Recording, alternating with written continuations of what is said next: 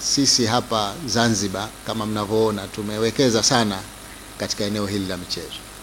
Sasa hivi tuna viwanja vingi sana vizuri sana. Uwanja wetu mkuu wa Amani sasa hivi una kiwango cha kimataifa kabisa. Na ndivyo hivyo kwa uwanja wetu wa Gombani Pemba. Lakini tuna viwanja vidogo hapa Mau, lakini na Maisara. Hatukuishia hapo, tunapeleka viwanja katika kila wilaya, kila mkoa.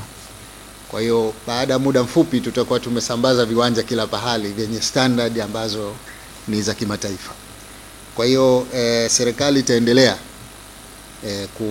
kuwekeza zaidi katika eneo hili la michezo, tukitambua kwamba sasa hivi michezo ni afya, michezo ni ajira, na michezo ni uchumi. Kuna sehemu kubwa ya uchumi unapatikana kupitia michezo.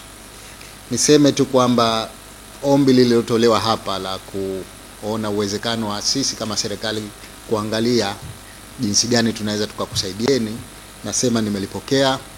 Na kwa kweli kuna njia moja ambayo ninaifikiria, nayo ni kuwataka taasisi zetu kuweza kuchangia katika mashindano yenu. Na tuna taasisi nyingi na sasa hivi wamehamasika sana. Tuna taasisi za serikali, lakini taasisi za binafsi ikiwemo mabenki na taasisi nyingine ambazo zinaweza kuwashika mkono katika kufanya mashindano yenu. Sasa kwa zile za serikali ambazo tuna kauli nazo, tutakusaidieni kuzungumza nazo wakati wa mashindano waweze kuchangia katika kuyafanikisha mashindano yenu.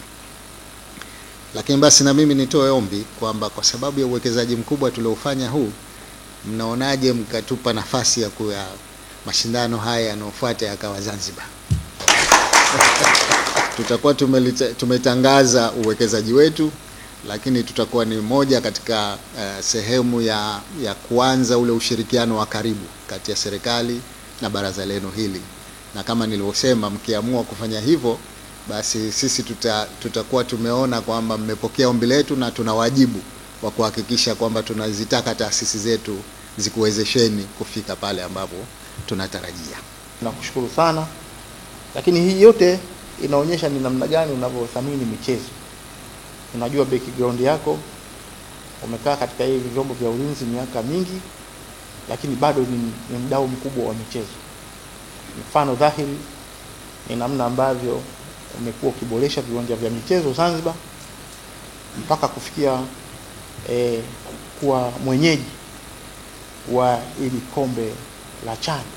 Namna ambavyo viwanja vimeboreshwa, namna unavyojitoa kwenye michezo, inatupa faraja sisi kama baraza la michezo la majeshi.